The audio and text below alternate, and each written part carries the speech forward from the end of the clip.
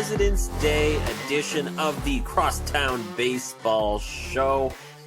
And I'm so happy that you're here. We are talking spring training. Pitchers and catchers have reported full squad workouts. First full squad workouts were today, and we have it here all for you on the Crosstown Baseball Show. My name's Anthony Schullo, your host, and joined with me, as always, is my co-host, Anthony Romanelli. Now, Romanelli, I would like to think if George Washington was around today, he would take his powdered wig and his springtime pantaloons and be enjoying some spring training baseball. I would agree. You officially win the vocab word of the day challenge by using the word pantaloons. I should just leave. I'm not going to try to beat pantaloons, not within the first 56 seconds of the podcast. I don't have a chance in hell. It's over. Mic drop, game over. There is still time, my friend. There is still time because we have a lot to discuss. Like I just said, spring training is underway, and we talked about it a little bit. So excited. And that's exactly what we talked about last week. I was just going to ask you, how are you feeling? I don't know about you, but I am dripping with optimism. So much for pantaloons. How was your weekend? I was dripping with optimism. So I'm pretty stoked. I saw one clip. It was all I needed. I saw a clip of Swanson to Horner to first. I was like, I'm in. They played it 3 times. I was like, yep, let's go. And let's go. They are going to milk that dry. Oh, I'm telling you that I'm excited for baseball, or the Cubs specifically, because that middle infield, you've got Swanson for 7 years. Here's what I believe. If Horner is healthy, he stays healthy, he gets the extension. That's the only thing. It's the only reason they haven't signed him yet, is what I believe. Because he hasn't been healthy enough. I am so excited. There were people talking online about who the starter was. I was like, it's Justin Steele. Like, it's not going to be it's Justin Steele. I'm telling you now, it will be Justin Steele.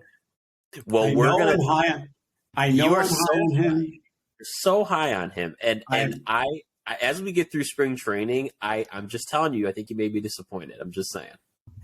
Do you know, speaking of disappointed, was Smiley. I saw this, and oh, man, he may be in for a short summer. I don't know what's going to happen.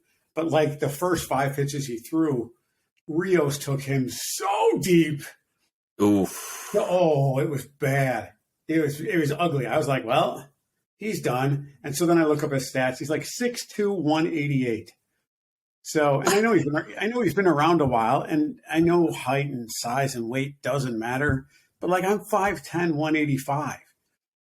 So he's the same size as me, like, pound wise. I know they're better and more athletic. But I'm like, God blessed. And he just got crushed by Rio. So I saw that highlight, and that made me sad. Well, let's hope that he's just getting out the kinks like all these guys. I mean, here's the deal. Spring training is different than what it used to be. It used to be like, oh, I'm just going to sit on my ass all winter, and then I'm going to use spring training to get ready. But no, these guys now, you better come to spring training ready to pitch some innings. I mean, you got to be ready. Who was it? Who's the guy that signed the $100 million deal, and he's like 40 pounds overweight? Oh, that could be quite a few folks from the 90s and thousands. Was it? It wasn't. Bartolo Colon never signed a deal like that. No. Was it Manny? No, it's been online. No, Prince Fielder. No, it's been online within the last week. I'll find it. And send it. It'll be after the show. I'll find it to you, and we can talk about it maybe next week. Prince Fielder was definitely one of those guys. He was. Yeah, he was. But yeah, I'm super, super excited. Still a little concerned about Hendricks, but I did look up some of the information that you sent me. He's not on the injured list, not officially. Not yet. Yeah. Not yet. So Yeah, let's see, because we're going to talk about that today. There's a couple things on the docket today for us, folks. Obviously, we're in the thick of spring training. There's a lot going on out of the camps already that I'm sure we'll talk in and out of today. But to really set this stage with everybody, we're going to go through each of the team's spring training rosters. Now, this includes, now, just so everyone knows, if people aren't familiar with how spring training works, is teams will invite everyone on their 40-man roster to spring training along with non-roster invitees. So folks that maybe sign over the offseason on a minor league deal with an invite to spring training, that's what those are. So what we're going to do today is we'll start with the Cubs. We'll go through line by line, name by name. You'll see that on the screen for those folks that are watching us on YouTube. If you're listening to us, take some notes, folks. We'll go through the Cubs. We'll go ahead and transition to the Sox. But before we transition to talking about the Sox roster, I have our first ever letters to the front office. So very excited to share that with everybody. I know, and it's going to be a juicy one, folks. It's juicy. Stick it to Jed and stick it to Jerry. Well, there will be no sticking today. It's actually a little preview. I'm on their side. Oh, okay. No, I'm giving them some praise and some support. I'm excited to hear. Good. I'm pretty excited because as soon as this is over, as soon as our podcast is over, I got my non-roster invite to the Cubs. So I'm hopping on a plane, I think at like 9:30. Yeah, I'm looking pretty forward to it. I think I'll be fine. I think you'll be fine. And quite frankly, I'm glad we're going over this roster because there's some no-names in here that I think you could beat out. So Yeah. All right, folks. Yeah, go ahead.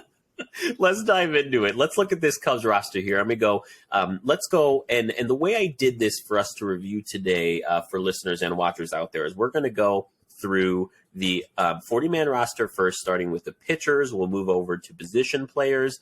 And then for sake of just space and time, we're going to go over notable non-roster invites. So there generally are multiple handfuls of non-roster invites because that list is long. A lot of them are kind of no-namers, but we'll talk about the ones that are maybe notable and actually have a chance to make the team. So without further ado, let me go ahead and go through the pitchers that the Cubs will be having in camp or do have in camp as we speak. So the pitchers the Cubs have, they have Adbert Alzolay, Javier Assad, Brad Boxberger, Ben Brown, Jeremiah Estrada, Michael Fulmer, Kyle Hendricks, Cody Hoyer, Brandon Hughes, Ryan Jensen, Caleb Killian, Ethan Roberts, Julian Merriweather, Adrian Sampson, Drew Smiley, Justin Steele, Marcus Stroman, Jameson Taillon, Keegan Thompson, Hayden Wesneski, and Rowan Wick. Now, let's talk about the pitchers for a second. One thing I'll say before I give you the floor here, Anthony, is we do have a few knowns about this staff. We do know that Kyle Hendricks and Cody Hoyer will start on the DL. We also know Ethan Roberts is a younger guy who unfortunately is going through Tommy John surgery this year. So out of this list for these pitchers, what really stands out to you as we start the spring training preparation? A couple of things. One, Hoyer's actually on the 60-day IL. Hendricks is not. So that bodes well for him coming back sooner than later, obviously. Watching Taillon pitch has been interesting. He looks like a beast. He's the 200-plus inning monster. So I'm excited about that. I was reading today. They're like, book it now. Hayden Wesneski is going to make the team. There's something about him. I don't know. But his name kept coming up in the last 48 hours over and over and over. Smiley got clobbered, as I told you before. I watched that happen. He got clobbered by Rios. That worried me a little. But again, I'm going to defer to Justin Steele as my number one until somebody proves me otherwise. I don't care. I want somebody to prove me wrong, but I think he's our number one. Outside of him and Stroman, I don't know. Alzolay, if he can get control of his body, I think we'll be able to go deep into games. But right now, I don't think he has enough control of his body to go more than 4 or 5 innings, and that worries me. So Hopefully, the pitching coach can work with him to get a little bit more control and see what happens. But you had mentioned earlier about it. This is the time for them to get some of their kinks out. So obviously, they'll be working on that sooner than later.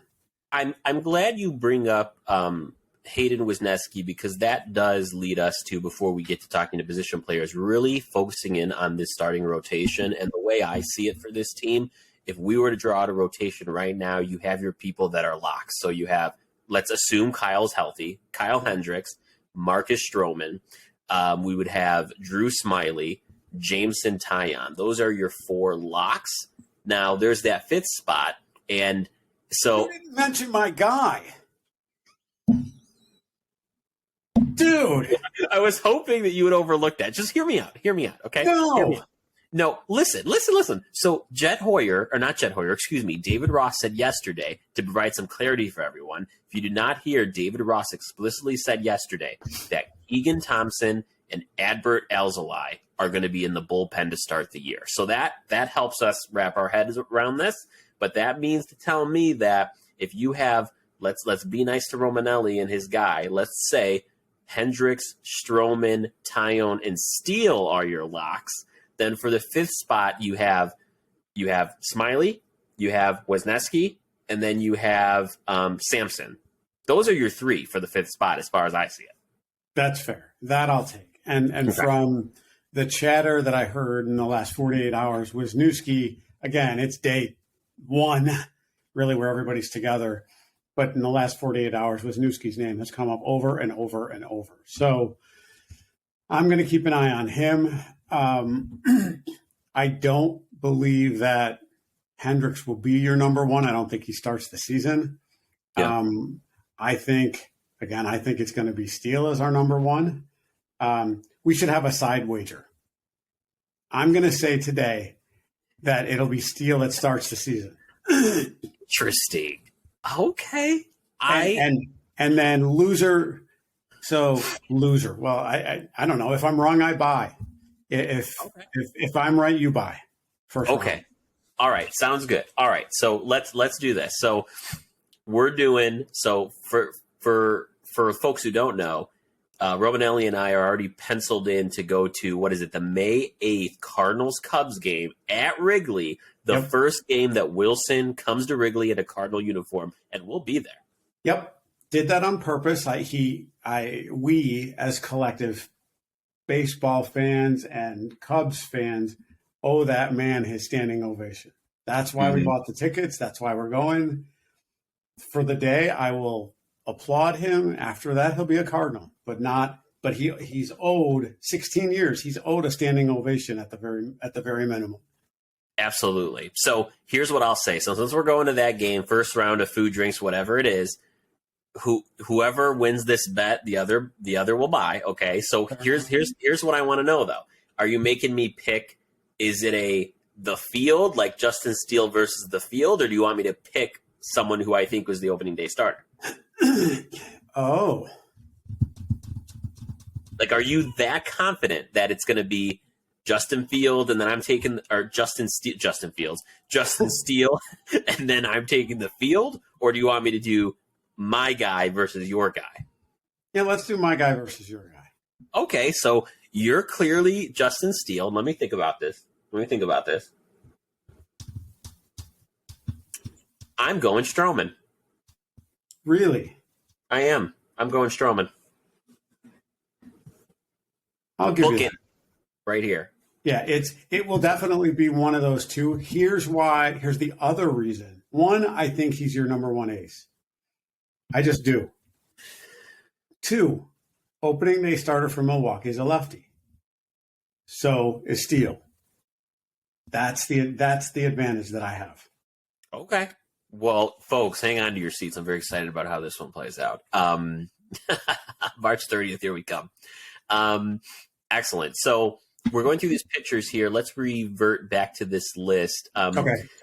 One thing that I am thinking about here is,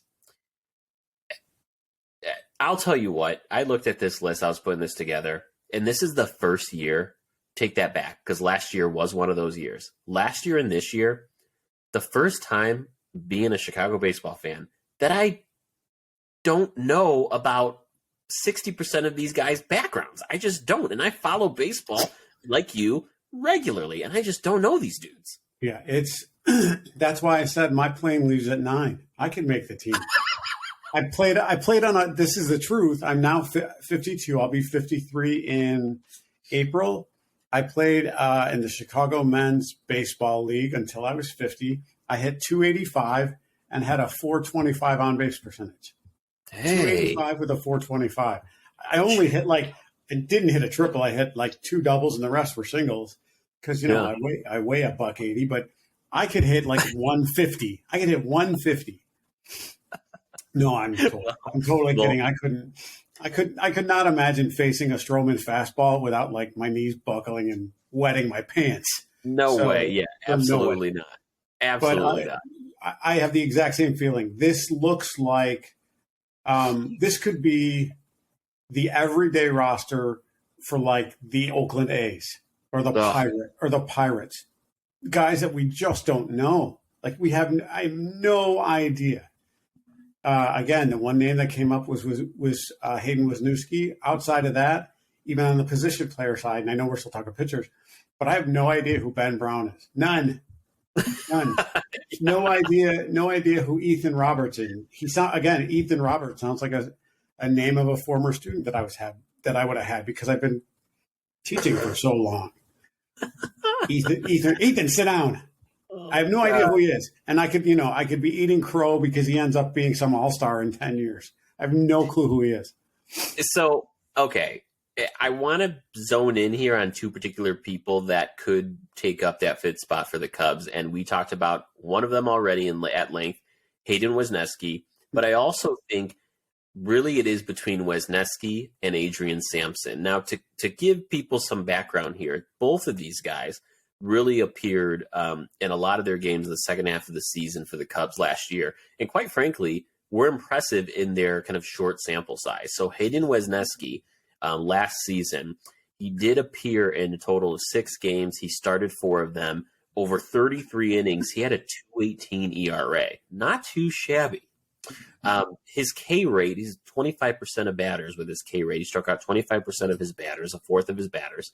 And then Adrian Sampson on the other side, he started 19 games last year. He actually pitched over 100 innings, if you can believe that. And his ERA was 3.11. So these are 2 guys working with Tommy Hotovy, working with the Cubs pitch lab.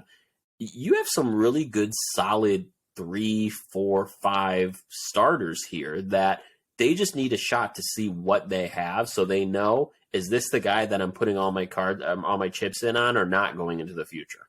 I agree completely. The one thing that most Cubs fans will have already forgotten is the Cubs played over 500 baseball after the All-Star break. They were still awful, but they played over 500 baseball. They made those pitching changes, brought those guys in, and they made a name for themselves. So yeah, that 5th spot, there's legitimate competition there. So I'm excited to see how it all irons out. Yeah, it'll be fun. There's just as much to be ironed out, honestly, on the position player side. So as we go back to our graphic here, we're looking at the position players. We'll go through this list here quickly. So on the position player side, those that are in camp include catchers Miguel Amaya, Tucker Barnhart, and Jan Gomes. We have, of course, Nico Horner, Eric Hosmer, Nick Madrigal. We have some utility infielder folks like Zach McKinstry, Miles Mastrobuoni, Edwin Rios. We have Dansby Swanson, Patrick Wisdom, Trey Mancini. For the outfielders, we're looking at Kevin Alcantara, Cody Bellinger, Alexander Canario, Brennan Davis, Ian Happ, Christopher Morel, Seiya Suzuki, and Nelson Velasquez. So what we've done here, if you're seeing this graphic, we have, and actually I'll post this graphic on our social media, on Twitter and Facebook, so folks can see it if you were just listening to us. But we have little asterisks here next to people that are by my estimation, and Romanelli may disagree, folks that are a lock or a near lock to make the opening day roster. So as you look at the position players here and you look at kind of what I've suggested as locks, what stands out to you? I would agree with the locks, although I posted this somewhere online, and I believe you and I talked about this. I still think, and again, I'm like you, the optimist. I think, I don't know. The old school David Ross will start Wisdom at third. I think Morel ends up being your everyday third baseman, and you make Wisdom your DH. This doesn't take into account PCA, who may come up, Matt Mervis, who may come up. And they're not even there. I know that they're not even. Oh, there is Mervis. I'm sorry. Yeah. And David Bite. He will. That is still. There are two or three clips, not even clips, but things that I've seen live that I will never forget. Is Bodie's Santa Maria walk-off home run. Oh yeah. I get goosebumps every time I think about it. I have them now. But I don't know if Bodie makes the team. I don't. I worry about Wisdom's strikeout rate, which is why I think Morel Morel won't start at third. I think if he tears the cover off the ball in spring training, he should. But my fear is that Ross will go old school and start with what he's used to, because that's what everybody is expecting. My only comment with that is you only won 74 games last year. If you're going to change now. Yeah. Like, you invited these guys up. Like, Suzuki has made the physical transformation. If you've seen the pictures, all of a sudden he's like Superman. He's jacked. It's ridiculous. He has surpassed the pace at which Ian Happ decided to get bigger and stronger. Suzuki did it overnight. Happ took a couple of years. I was very on the fence about Happ. But like we've talked about in the past, he's now learned how to hit at Wrigley. So Happ is a mainstay. Suzuki, if he ends up hitting to the left over and over and over, he's going to be just fine. So I'm excited about that. I don't know, the Wisdom thing and the Morel thing is what's really in the back of my head, because it's almost like a gut thing. The same with Steele. Morel's the real deal. Steele's the real deal. Let him play. Agreed. And folks, Romanelli said David Bite because I made a spelling error on our graphic, which is funny because you guys, when you see it on YouTube, don't even know there was an error because I will fix it before you even see it. So, haha. Shit. But what I will say, you hear me? No, now I can. Oh, perfect. See, audio and video is just a funny thing, folks. What I will say about everything that you said there is the reason. So on the graphic here, we see all of our asterisk locks for opening day, and that's with those that I put. That's 11 of presumably 13 position players, and so there's 2 spaces open. And this is where I kind of want to pose the question, because you have someone like Chris Morel, you have someone like Nick Madrigal. I don't know that both of them start the season on the Major League roster. I don't know that they can. I don't know that they can either. If I'm transitioning to the new look Cubs, Madrigal's gone. Morel proved himself last year. Let him stay. Madrigal, his days were numbered. They picked him up, but that doesn't necessarily mean he makes the team. I say let him go.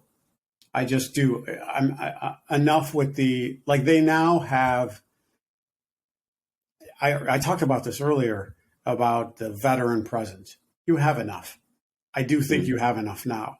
I don't think Madrigal's going to be a difference maker. I think Morel's speed is a difference maker. His glove is a difference maker. Madrigal is solid. Don't get me wrong, but if you want to turn the page, remember, I keep saying it. My goal for them this year is to play 500 ball. They need to get there. They need to. Ross has to come out of the gate swinging. He can't leave anything behind. Now, here's why I already fear I'm going to lose my bet. Because Ross will come out with Stroman with the fast arm, the strong arm, right? Whereas Steele is the corners pitcher. Forever I will call him Lester 2.0. He hits his spots. And I think old school Ross is going to come out with Stroman on the mound, even though I think it'll be a mistake. Just because he's the name. Whereas, again, if we look back statistically and you look at Steele's numbers about Steele being the only other pitcher in the history of Wrigley outside of Lester to have under a 3.0. How does that not get you as a starter? Great question. Is it an issue of track record? Maybe. But David Ross, your track record, 2 of your last 3 seasons have been under 500. The only over 500 season you had was truncated because of COVID. Ooh, kind of coming in hot, Romanelli. Well, you are just not giving Ross the benefit of the doubt. It's not that I'm not giving him the benefit of the doubt, but like now's the time. If you've got Mervis and you've got PCA coming, Mervis has been invited. Do you send him back if he tears the cover off the ball? Okay, so I'm glad you raised that because that was kind of the last part I wanted to ask you about here from our list is those notable non-roster invites.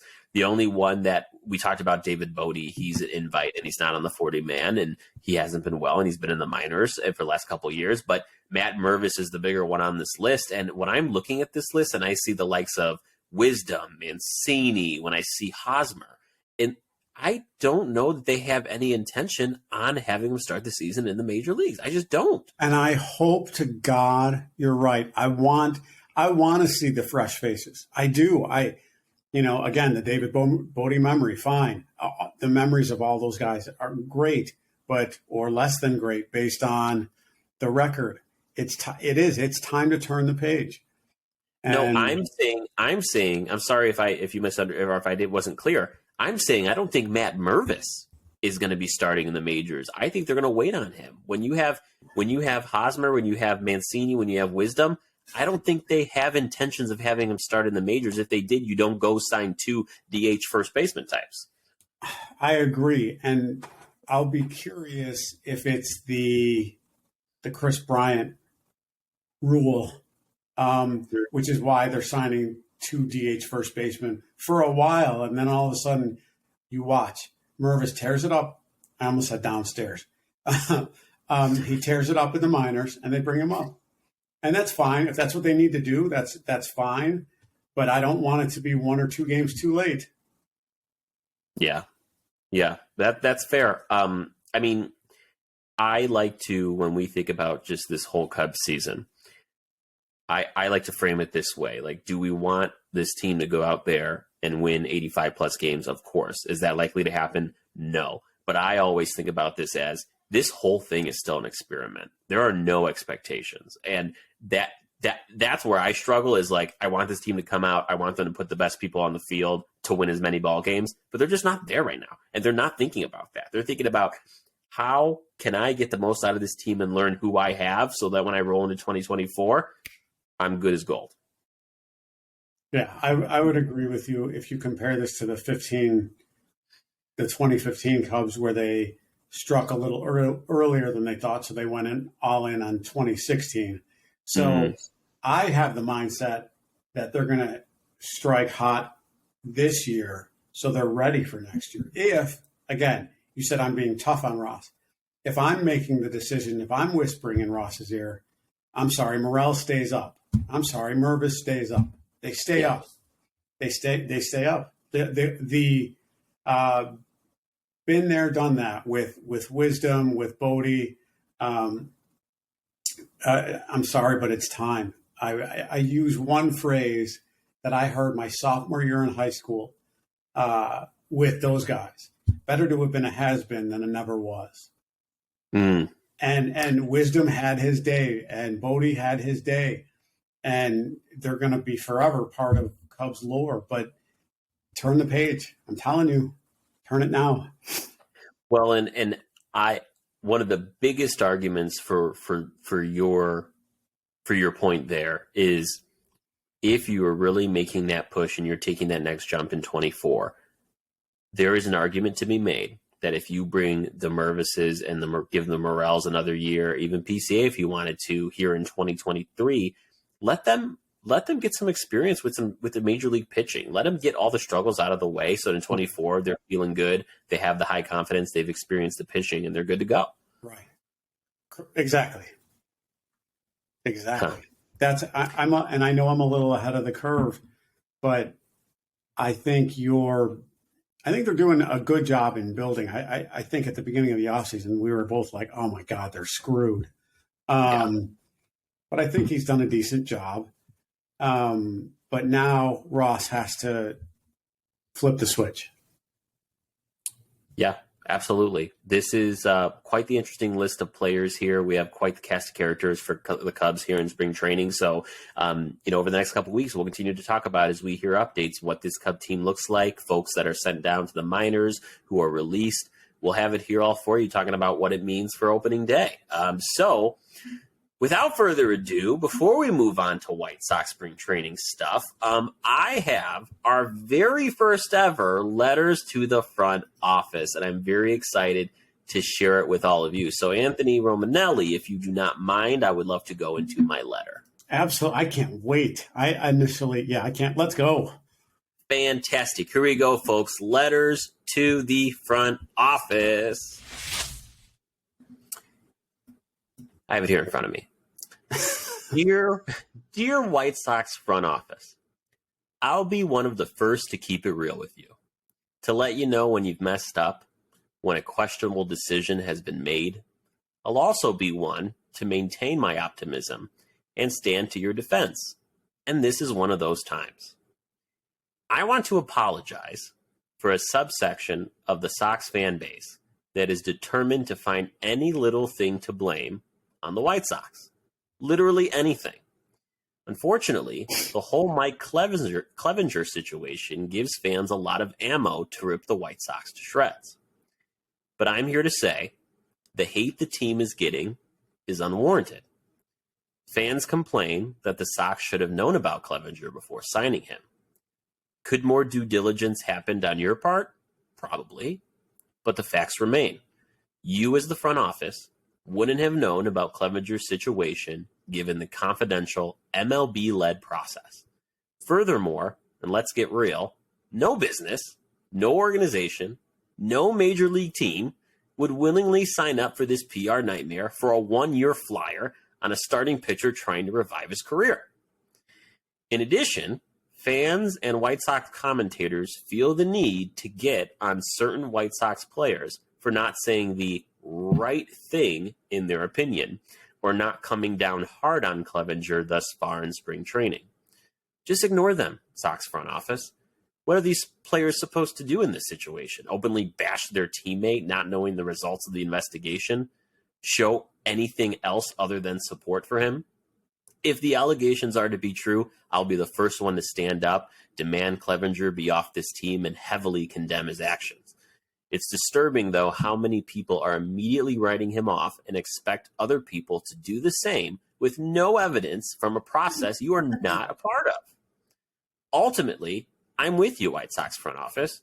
I can only imagine the frustration you carry when you must wait for an investigation and you have no control over what happens with Clevinger until further word from the league. I can only hope that fans have level heads and don't make assumptions about anyone. More important, about their favorite baseball team when they have no control over the situation, one they undoubtedly wouldn't have put themselves in if they had a choice. Most sincerely, Anthony Schullo. Today on Can of worms. Dude, the can you have just opened. Did I? Yeah. Oops. Yeah. Do you know why? Because I'm going to equate it to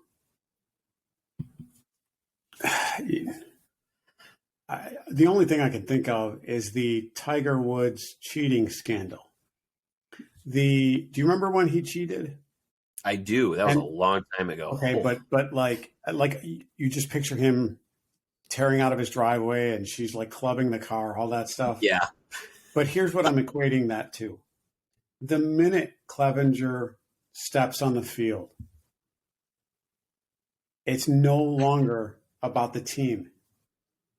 And that's what's sad because everyone will throw their hatred toward him. It doesn't matter. It's not even going to be White Sox. It's going to be the opposing team, Absolutely.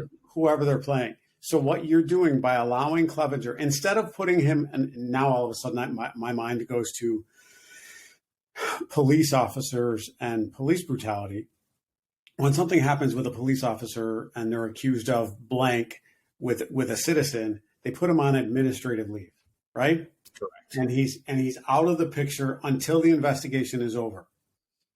So what the White Sox should have done, in my estimation, so they can concentrate on the team, put him on administrative leave. Don't invite him to camp. He can pitch, let him warm up, let him do everything else as if he's training in the off season. But by inviting him to camp, you're inviting that trouble. So here's what I'll say there, because you're right. And the only problem with that and what we learned a couple weeks ago was the team can't put him on administrative leave. Only Major League Baseball can. So and this is why this was even more the impetus for this letter, because I think fans are getting on the team, wrongfully so, when they literally have no control over this, especially when I learned that the only entity that can put him on administrative leave is Major League Baseball. It just makes me pissed off at Major League Baseball. Like, this investigation, according to Major League Baseball, has been going on since the summer. Why would you do that to one of your teams by not speeding this along and putting him on administrative leave, as you're saying, if it's not resolved by spring training, which it's not. So now you've put your teams in a shitty spot and you haven't done this the appropriate way. I'm upset with the league for not handling this the right way. Correct. And when you said because they knew about it in the summer, Major League Baseball, should have said, no, Mike Clevenger, you're not allowed to be traded. You're not allowed to go to another team. And you know why. Like something. Now, they could have done it. Now, we all know if that happens, the MLB Players Association will be all up in that, and it'll be a whole big to do. But there could have been some sort of safeguard to not put this team in this situation, which is why I wrote that letter, because quite frankly, there's people that shit on the Sox all the time, and a lot of it is for good reason, and I'm the first one to do it too. But guess what? At the end of the day, I'm not going to be one of those fans that's going to sit here and just because I have, stick up my ass about my team, that every little thing I'm going to be like, oh, see, that's a reason why they suck, and that's a reason why they suck, and that's a reason. Calm down. Everybody, calm down. As much as this looks so bad, you cannot blame the team for this one. You can't.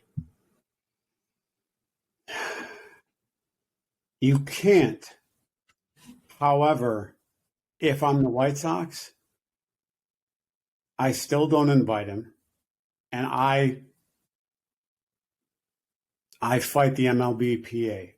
I let them argue their side, and I, as an organization or the institution that have a bigger name to protect, I'm going to protect my entity before I'm going to stick my nose out for a player who they've only met and interviewed, let's say 3 or 4 times, right? Mm-hmm. We only talk. It's agent to agent. Like has Reinsdorf really shook his hand? We have no idea. It's only been a handful. It's only been a handful of times. And actually, this reminds me a little bit of, if I'm not mistaken, weren't there allegations with Patrick Kane years ago with the Blackhawks? There was. Yeah. And the difference between Kane and Clevenger is time. And what I mean by that is this. Today in 2022 or 2023, where you can press a button and find out anything, is different when it happened with Kane and you had to press 5 or 6 buttons or whatever. Because everybody finds out everything so quickly. That's why Clevenger is in the hole that he's in. It's worse now. Same with Trevor Bauer. Like he was like, it just, the second it happened, it's over. And Clevenger's career, like, wait until all the information comes out. Well, one of the pieces of information that I heard made me beyond upset. Like, and again, allegedly, right, chewing tobacco in the face of a child. Like, and again, if that's two parts to allegedly. One, that's really, really, really hard stuff to make up. Unless you're a creative writer. That came from somewhere. You know what I mean? I understand. So it's really hard for me to wrap my head around that didn't happen. At the same time, he's innocent until proven guilty. So I have to take the high road. But if I'm the White Sox, I still, it's tough. And because, are you anytime, like you talk about when guys are getting traded at the deadline, how's it affecting the team? Are you? Oh, and it's not. Everything's fine. The minute they hit the field and the boos start, when Clevenger goes to pitch, holy hell. Yeah. Wait till the first time he steps out. Not even during bullpen session, none of that stuff. Wait till he pitches against an actual team during spring training. Then we'll see. Because, again, we won't know anything more.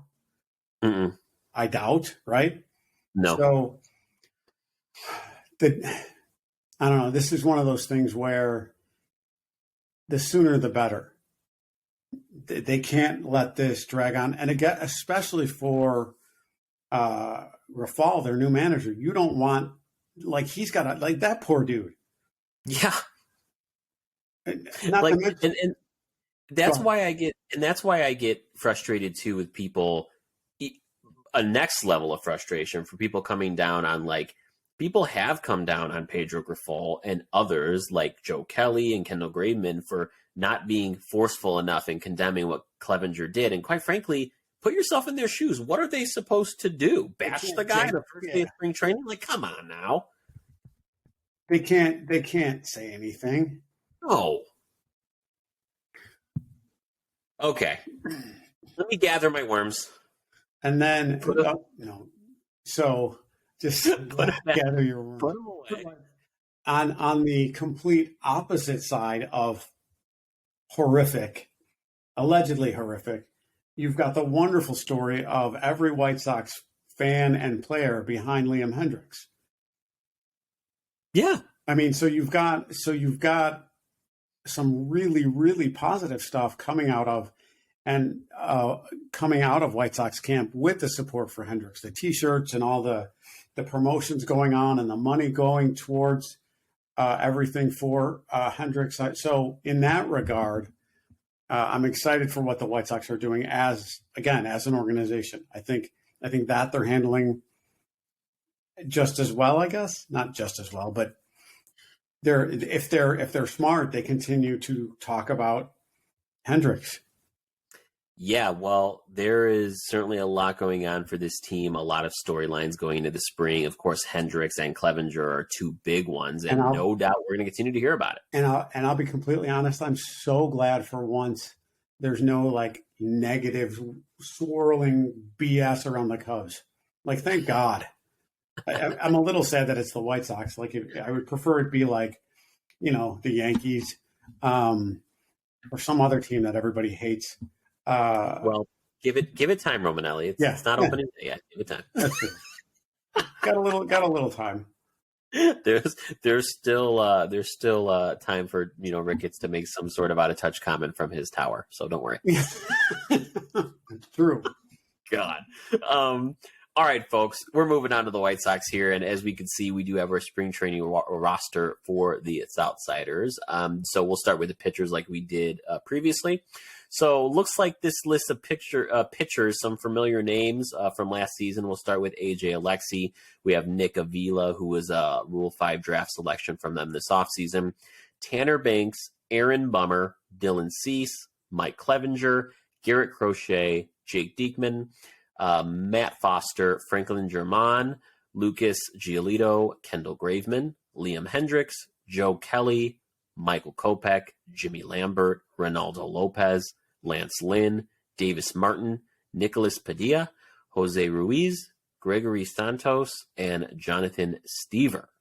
So we have also those asterisks of folks that are obviously shoe-ins. I will say, of course, Liam Hendricks, as we know, has the asterisk, but he will undoubtedly start the season on some sort of IL. Garrett Crochet, Rick Hahn did share with the press earlier, it was actually later last week, that Garrett Crochet is tentatively going to be returning to mound action middle of May. He will actually open the season on a minor league rehab assignment and be with the team again in May.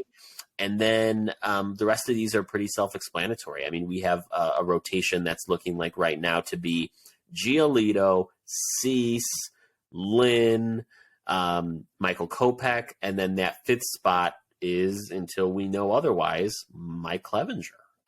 So any impressions of this list here? Who is Dylan Cease?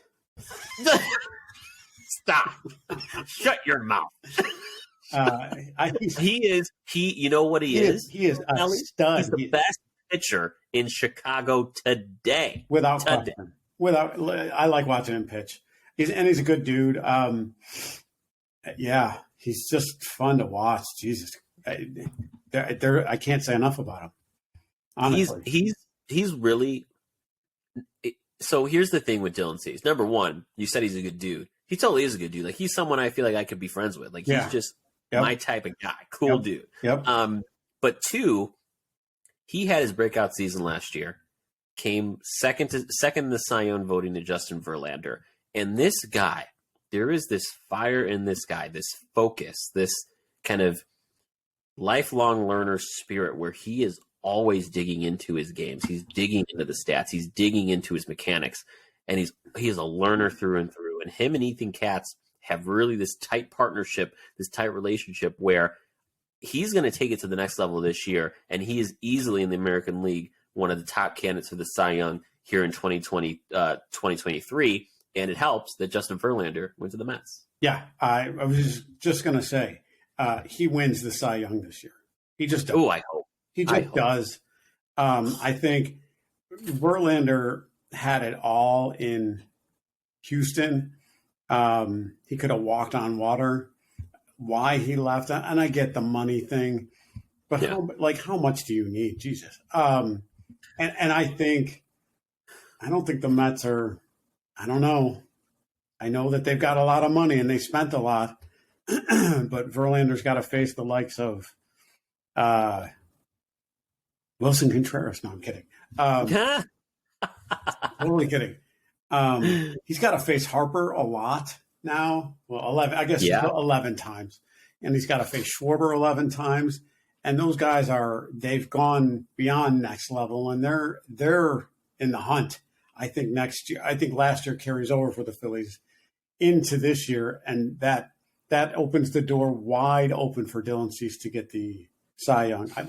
I'm not saying anything that any White Sox fan doesn't know already. He's more than capable. And if last year he was just arriving, and I think that's not even strong enough, but he made such a case that he pitches like this again, he wins by a landslide.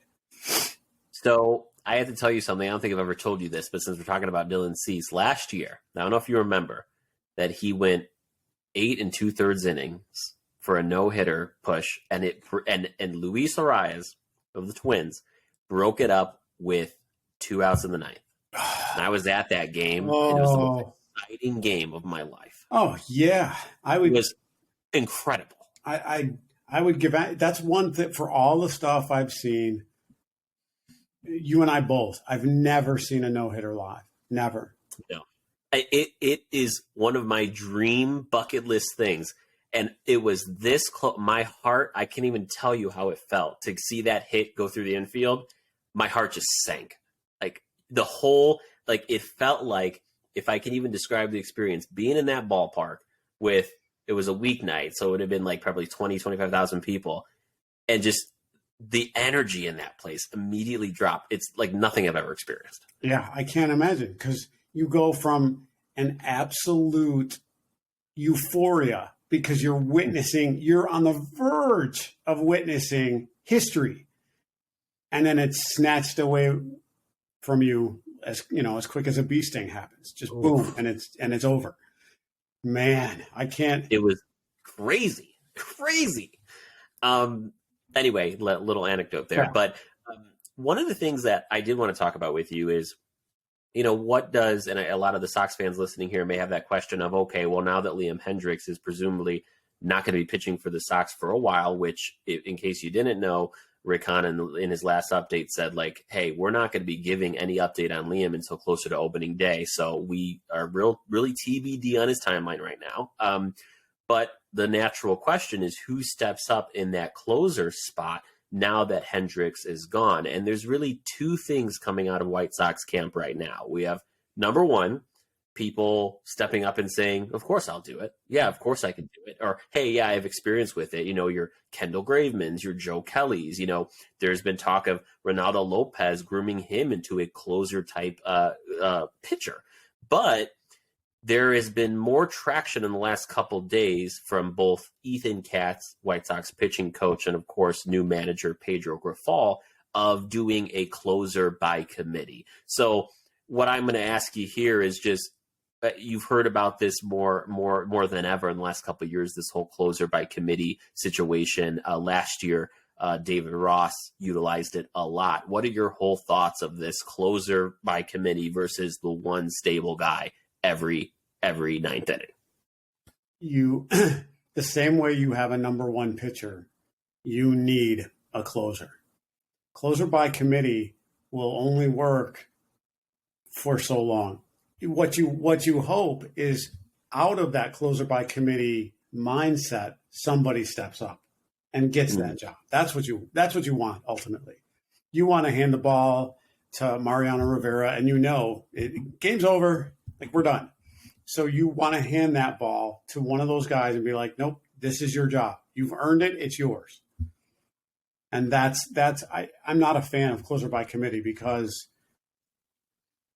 you're not even, as a closer by committee, you don't even know from a mentality perspective. Yes, you're supposed to be ready to go at any time, but baseball specifically regarding patterns and regarding routine and patterns. That sport specifically, they need the routine, they need their patterns. If I'm an eighth inning guy, don't go calling on me in the fourth inning because we're down 9-0 and you just need somebody to eat up innings. Nope. Yeah. So closer by committee for me is hopefully a short window, a 2 to 3 week window max. I like that you kind of broke it down that way, because I do see both sides. What you lay out there works perfectly with a Liam Hendriks, a Mariano Rivera, a Trevor Hoffman, like these folks that have blood in their, ice in their veins, can shut it down for 3 outs in the ninth. Like, and you ask anyone in the sport, and most of these guys will tell you it takes a special kind of cat. Oh yeah, to ninth and do that. It's the 3 hardest outs of the game. But then there's that where it seems like those guys exist a lot less, versus the whole analytical part of the game now more than ever, where teams, managers, front offices would rather do that committee and play matchups. And I feel like there's that competing ideals that I think we're starting to see kind of butt heads here when we talk about how do teams invest in closers and allocate resources to that position. Yeah, it's a really good question. It's a tough question. And I'll be honest, what's made that question tougher is the pitcher must pitch to 3 players rule. That is the most asinine, to this day, that is the most asinine rule I've ever heard. That's like playing football. No, you've got to play for 3 plays. Why? Because we said so. That is literally the rule. The because I said so. The rule to have a pitcher pitch to 3 players is because we said so. Okay. I'm okay with the pitch clock.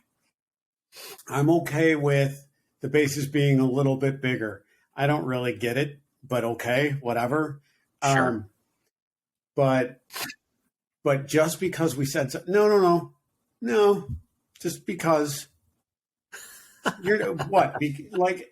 And when you do the whole, and when you break down baseball games versus football games time wise, they're almost identical in actual playing time.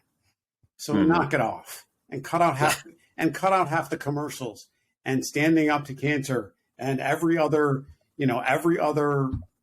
thing that they want to do in between innings and all. Just, oh my God, stop. Well, talking about a can of worms, I hit a nerve, apparently. Jesus. No, I just no, I didn't mean it that way. Just let them play. Just let them play. Let the kids play. Yeah. Just to go back to that for a split second. Remember, a group of people, I'm assuming mostly men, were in this room, right? Like, well, why don't they had a meeting about this? They had a meeting about let's make them stay in for 3 batters minimum. Why? Because it'll speed up the game. Not if that pitcher sucks. That's true, though. Right. It's true. If he sucks, the game goes on longer. Play the matchup game. Get him in, get him out. You've got the pitch clock. Now, as a matter of fact, because of the pitch clock, that 3-pitcher rule should be gone. That's a really good point. I did not even think about that. It's like that kind of cancels out the other in a way. Yeah. Huh. All right. We're going to talk more about rules, by the way, because in a few weeks here, we're going to start seeing it in game action in spring training because, folks, these new rules are in place for the first spring training games, which are this Saturday. So, very exciting, and we'll see how those play out in real time. Wait. So let's move on to the position players for the White Sox here. This list has a lot of familiar names, starting with the catchers, Yasmani Grandal, Carlos Perez, and Zebi Zavala. We have Tim Anderson and Elvis Andrus. Nice signing. Yes, I'm going to stop right there because I was thrilled when I saw this yesterday. Now they have their bona fide middle infielder who's going to play second base. Yes, Elvis has not played second base before, but he is extremely athletic. He is one of the best defenders of the middle. I am so excited. You're talking about up the middle defense for Anderson and Andrus. Yeah, it's as good as the Cubs, without question. So Andrus, we'll come back to him in a second. We have Jake Berger, Larry Garcia, Romy Gonzalez, Yohan Moncada, Brian Ramos, Jose Rodriguez, Lenin Sosa, Andrew Benintendi for outfielders, Eloy Jimenez, Luis Robert Jr., Gavin Sheets, and Andrew Vaughn. As far as the notable non-roster invitees, obviously we've talked a lot about Oscar Colas already, Hanser Alberto, Billy Hamilton, Jake Marisnik, and Victor Reyes. So one thing I'll tell you right out of the gate, Romanelli, is I am a lot more comfortable knowing that Elvis Andrus is going to be at second and not Romy or Lenin. Feeling really good about that. Agreed. That's literally, I didn't mean to cut you off, but I was glad that you were able to get that in there for today's show. As soon as I saw that, I was like, yep, good signing. It's solid. And hats off to the White Sox for making that signing. Again, you're solid up the middle with him and Anderson. You just are. Like, come on. It's interesting because you look at the players that I asterisked here for the Sox, the shoe-ins to make this team. You look at this position player group. Obviously, you have Yasmani Grandal. You're going to have a battle for that backup catcher spot between Perez and Zavala. Yeah. We have Anderson and Andrus up the middle. We have Moncada at third, Benintendi in left, Eloy at DH, Robert Jr. up center field, Andrew Vaughn at first base. And folks, if I was a betting man, I really do think the right fielder position is Oscar Colas's to lose. I mean, I just truly do. Yeah, I would not disagree with you at all. So now we're looking at 2 spots left on this roster that they're going to have to decide here, or at least for the position player group. Of the 13 spots, we have 2 left, one of which is going to go to a backup catcher. Yep. So you have 1 left. And so I did put Romy in there because they're very high on Romy. You know, Grifol and the new hitting or fielding coordinator, Mike Tozar, and the new Castro, the new hitting coach for the White Sox. They've been working with Romy down in Miami, and he's impressing everybody early on. I do think he's a great utility piece, can play all over the outfield and the infield. So I think he's going to be on this team. But really, I think one of his last spots is going to be an additional outfielder. And if it's me picking today, there's no one I love more for a clubhouse presence and a speed late in the game than Billy Hamilton. Yeah. He is the dude. He's just got a great attitude. He jives with that team. It's the second stint with the White Sox, and in camp today, I actually believe it was yesterday at a camp. Billy said, "Hey, this is my family. I'm pumped to be back. I want to be on this team. I've been dying to get back here." And he's in it to win it. And I just think you need more clubhouse guys on a team that last year, the clubhouse and the vibe was a big problem. Yeah, let's not go back there. That clubhouse was a mess last year. Something was off. We'll never know truly what it was. I have my suspicions, but it was just off. Yeah. Grandpa LaRussa wasn't helping. God. Oh, can I just say? I will also say this. I have no doubt that when I'm old and crusty, people will be tearing me a new one. So I know it's coming. I know people. But I know people talk behind my back. I don't care. Whatever. Here's the thing with this though. Like, that was just last year, and seriously, Romanelli, I think back to it and I go, did that shit actually happen? Yeah. Like, was Tony La Russa actually our manager? And it still blows my mind. Like, that was something that happened in real life. Yeah, right. Again, things you can't write. Things you can't write. My goodness. This is what the Cubs and the Sox rosters are looking like here as we get closer to actual spring training action. So the first games are going to be this Saturday, the 25th. And, of course, you can catch the spring training game for the Cubs on Marquee. They'll have them all. And then the Sox game on the 25th, this Saturday, is actually going to be on NBC Sports. I suspect Steve and Jason will be calling that first game. The Cubs, since they have their regional network, they have Marquee, all of them are on Marquee. The Sox, not so much. They only broadcast select games, folks, but they will broadcast that first one on Sunday. So as we get to game action here, Romanelli, and you look at the Cubs, what are some things that you're looking for right out of the gate as we start to see some games? I do know they play the Giants on the 25th. I'm looking to see the chemistry up the middle. I'm looking to see how the pitch clock affects them. So I would gather already that the pitchers are practicing with that. What is it? It's 90 seconds, right? Or not? No, minute 20. 90 seconds. Oh shit! They have a minute and a half. Oh man, it's a minute 20, isn't it? Between pitches? No, it's like. Hold on. 20 seconds. It's like it's not even 20 seconds. It's like 15. I think it's 12 or 15 seconds. It's not a lot. Oh, I don't know where I got a minute and a half. I was thinking 20 seconds. Keep going. Let me look it up. So I think with the pitch clock, that will be interesting to watch or hear about because we won't actually get to see the games for a couple of weeks.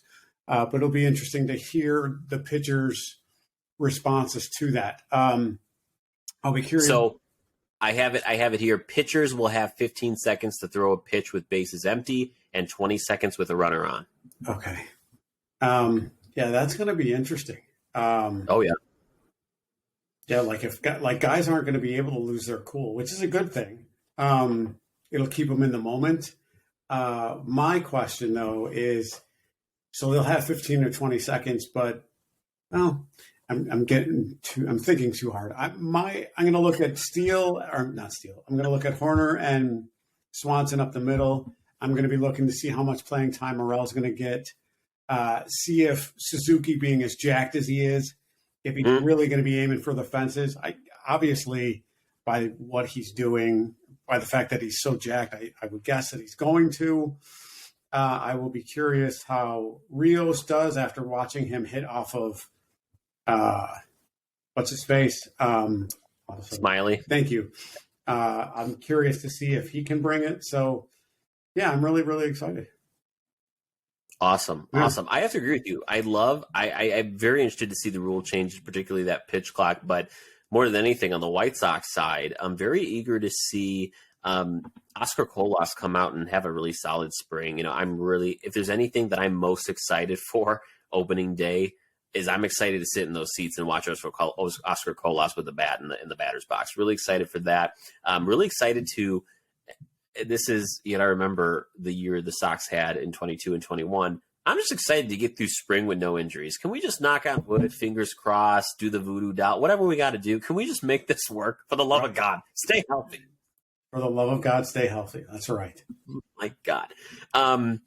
Well, I'll tell you what, folks.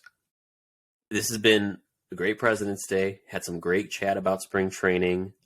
I still have the vision in my mind of George Washington, Abraham Lincoln is somewhere in a parallel universe wearing those pantaloons, sitting at Camelback Ranch or Sloan Park, enjoying a beautiful baseball game. And I just wish we were there with him. Me too. Awesome, folks. Remember, continue to follow us every week. We try to get episodes out Sunday night, so you have it Monday morning. If there's ever a difference like today, we'll let you know. Please follow us, subscribe on YouTube, anywhere you get your podcast, leave reviews, like us, give us a virtual hug, whatever you want. That's what we're here for. But we appreciate all the support. We will catch you next week as we talk more spring training here on the Crosstown Baseball Show. Take care, everyone. Go White Sox. Go Cubs.